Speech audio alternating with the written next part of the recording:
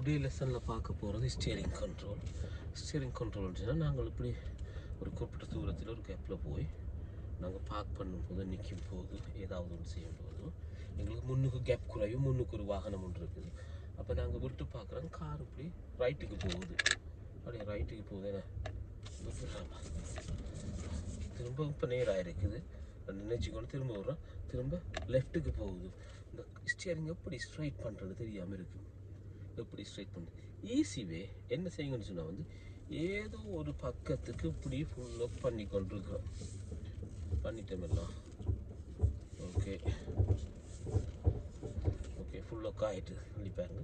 இனி எடுக்கிறான்னு சொல்லிக்க பேருந்து இந்த பாகம் இருக்குல்ல, இந்த அப்படி இருக்கும், இந்த பாகத்தை 2 தரம் 1 2 நாங்கள் முதல் ரைட்டுக்கு திருப்பினோம், ரைட்டுக்கு திருப்பி ஃபுல் லாக் பண்ணிட்டோம்.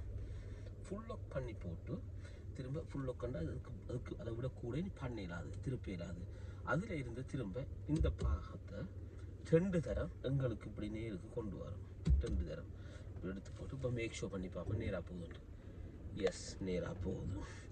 இது கூடுதலாக எங்கே பயன்படுத்துவோம் என்று சொன்னால் வந்து எங்களுக்கு முன்னுக்கு ஒரு கார் வெரி க்ளோஸில் இருக்குது, நாங்கள் நார்மலாக இப்படி நேராக்குவோம், ஓடி பார்ப்போம், கொஞ்சம் லெஃப்ட்டுக்கு போகுதுன்னு சொன்னால் திரும்ப இருக்கும் இப்படி இப்படி போகுது, இப்படி லெஃப்ட்டுக்கு போகுது. இப்போ ஓகே இன்னொரு ரவுண்ட் ரைட்டுக்கு போட்டு பார்ப்போம், நேராகும். இது முன்னுக்கு ஒரு குவைட் ஸ்பேஸ், நல்ல இடைவெளி இருக்குமெண்டேக்க அப்படி கொஞ்சம் மூவ் பண்ணி பார்க்கலாம். மூவ் பண்ணி பார்க்க இல்லாத இடத்துல எப்படி அட்ஜஸ்ட் பண்ணுறது ஒன்று, அதுதான் நாங்கள் அந்த ஏதோ ஒரு பக்கத்துக்கு இந்த இருக்குது, இப்போ நேராக இருக்குது.